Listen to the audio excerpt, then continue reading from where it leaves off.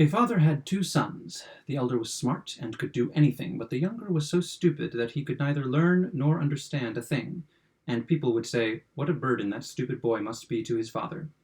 Whatever the father wanted done, Jack, the elder boy, was obliged to do. Even to take messages for his brother was too stupid to understand or remember. But Jack was a terrible coward, and if his father wished him to go anywhere late in the evening, and the road led through the churchyard, he would say, "Oh, no, father, I can't go there. It makes me tremble and shake so." Sometimes when they sat round the fire in the evening, while someone told stories that frightened him, he would say, "Please don't go on. It makes me shake all over." The younger boy, seated in his corner among the listeners, would open his eyes quite wide and say, "I can't think what he means by saying it makes him shiver and shake. It must be something very wonderful that could make me shiver and shake." At last one day the father spoke to his younger son very plainly and said, "Listen, you there in the corner, you are growing tall and strong. You must learn very soon to earn your own living. See how your brother works, while you do nothing but run and jump about all day." "Well, father," replied he, "I am quite ready to earn my own living, when you like, if I may only learn to shiver and shake, for I don't know how to do that at all." His brother laughed at this speech and said to himself, "What a simpleton my brother is! He will have to sweep the streets by and by, or else starve."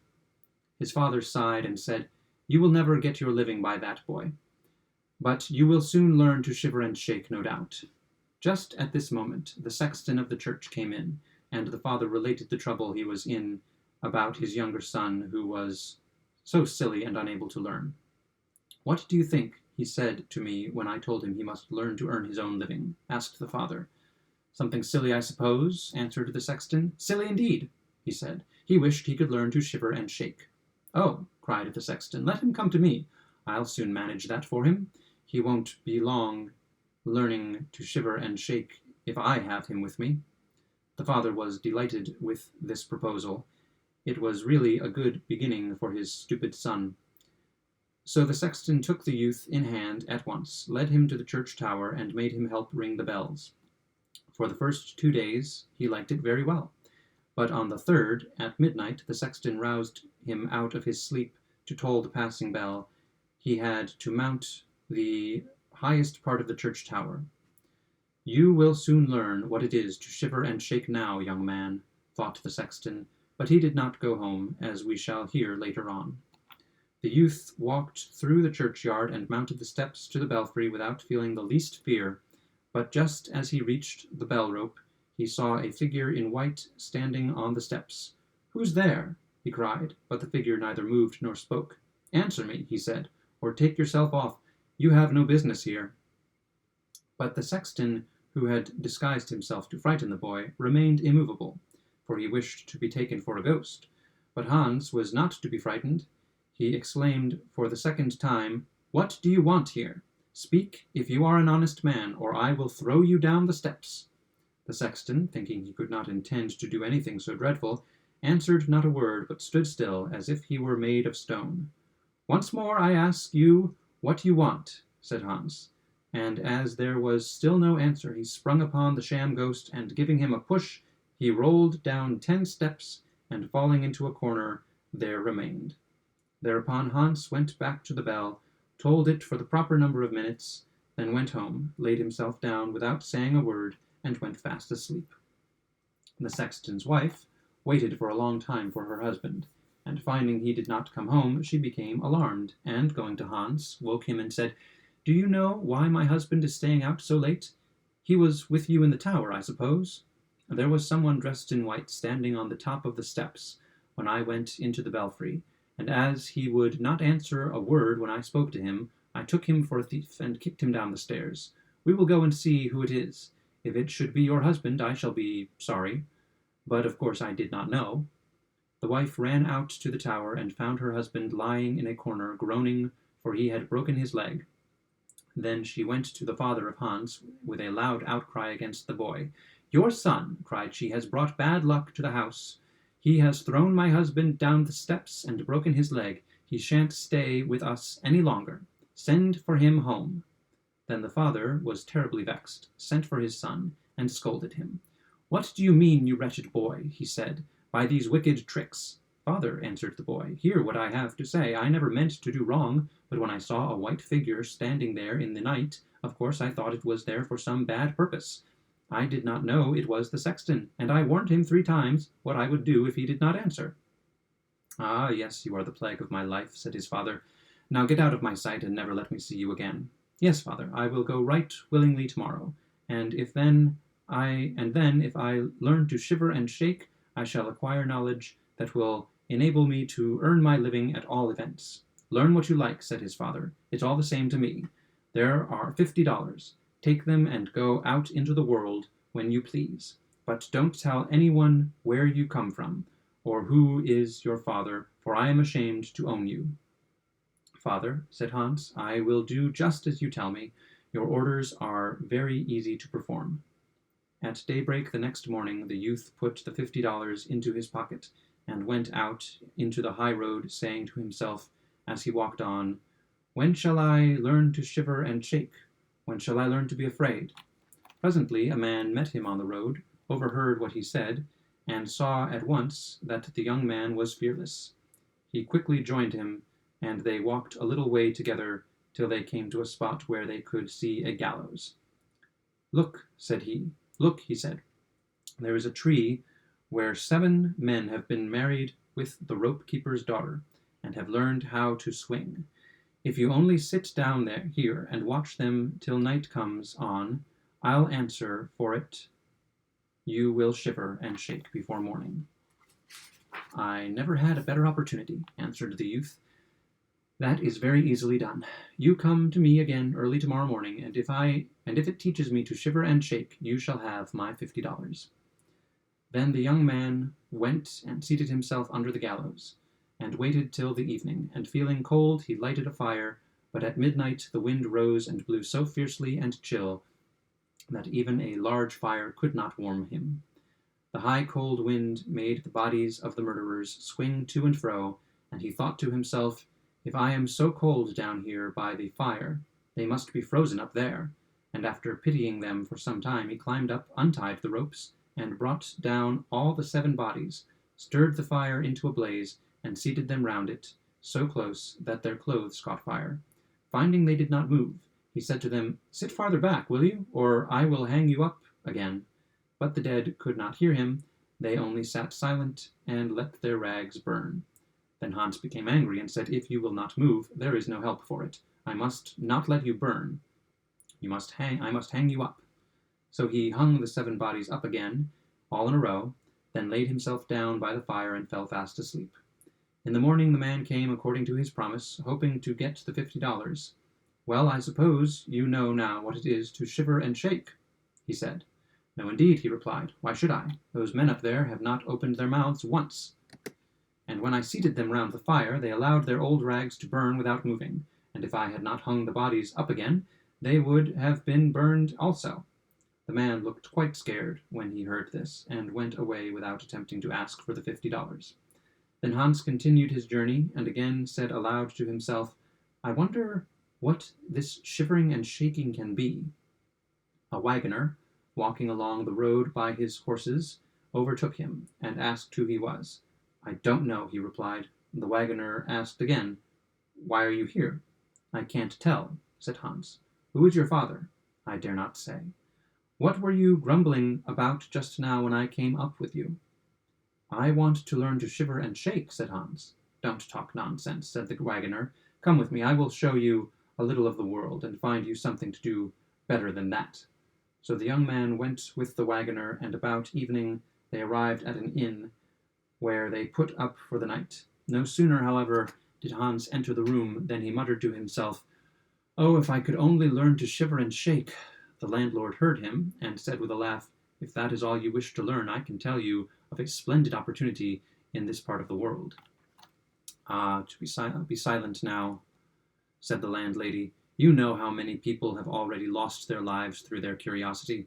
It would be a pity for a nice young man like this, with such fine blue eyes, never to see daylight again." But Hans spoke for himself at once.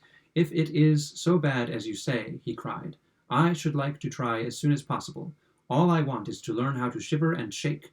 So tell me what I am to do." And the youth gave the landlord no rest till he had explained the matter to him.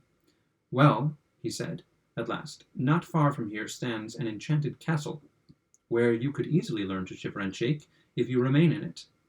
The king of the country has promised to give his daughter in marriage to anyone who will venture to sleep in the castle for 3 nights, and she is as beautiful a young lady as the sun ever shone upon.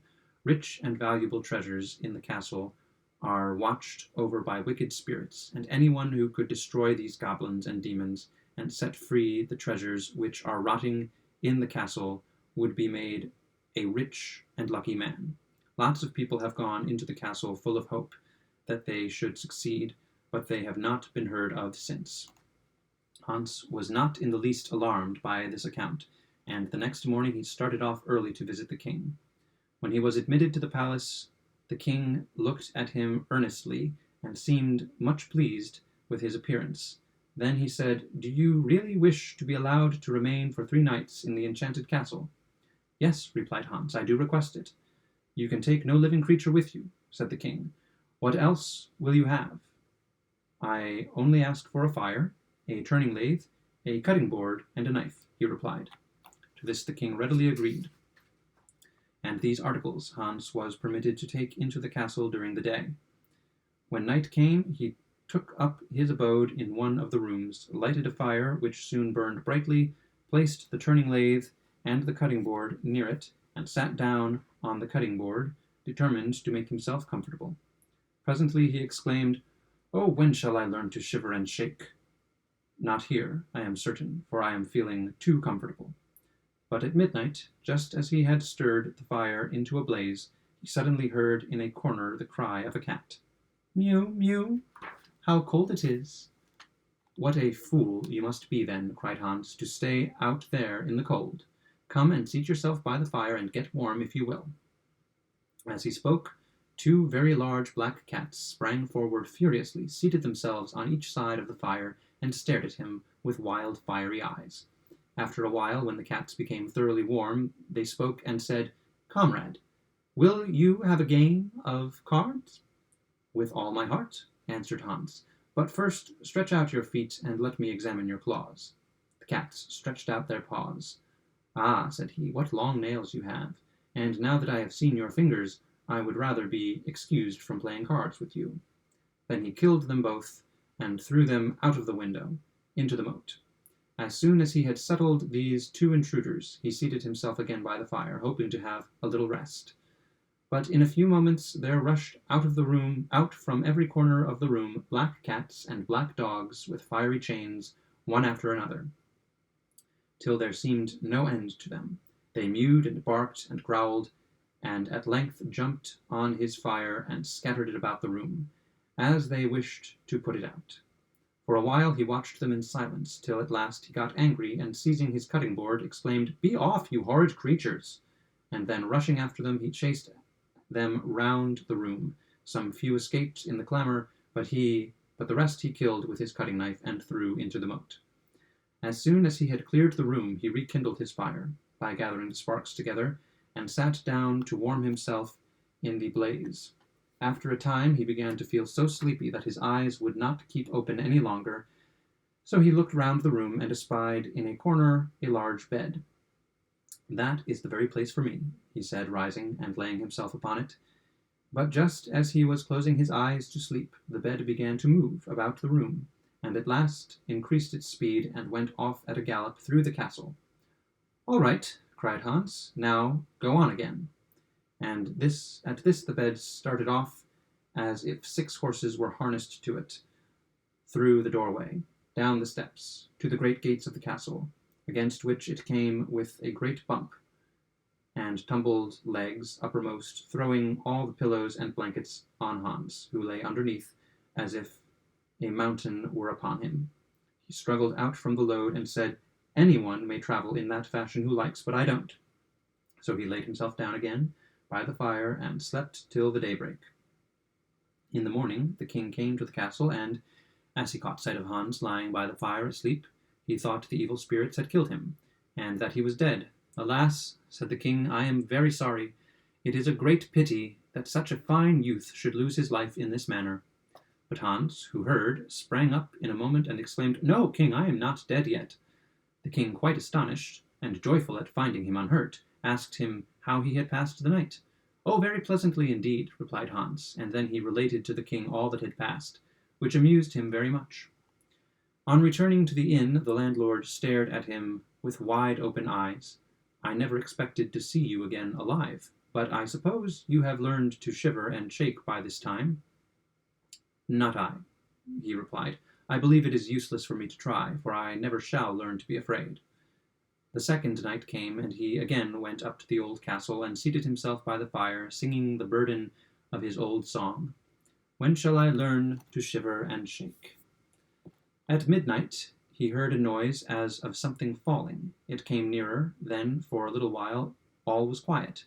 At last, with a tremendous scream, half the body of a man came tumbling down the chimney, and fell right in front of Hans. "Halloa!" he cried. "All that noise, and only half a man. Where's the other half?" At this the noise and tumult began again, and amid yellings and howlings, the other half of the man fell on the hearth. "Wait," said Hans, rising. "I will stir the fire into a blaze first." But when he turned to sit down again, he found that the two halves of the man had joined, and there sat an ugly-looking object in his place. "Stay," cried the young man. "I did not bargain for this. That seat is mine." The ugly man tried to push Hans away, but he was too quick for him, and putting out all his strength, he dislodged the creature from his seat and placed himself upon it.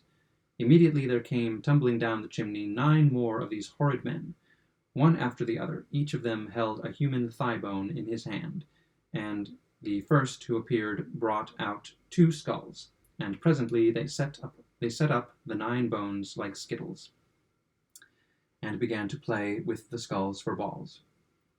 "Shall I play with you?" asked Hans, after he had looked on for some time. "Yes, willingly," they replied, "if you have any money." "Plenty," he said, "but your balls are not quite round." So he took the skulls and turned them on his lathe. Now they will roll better. Come on, let us set to work."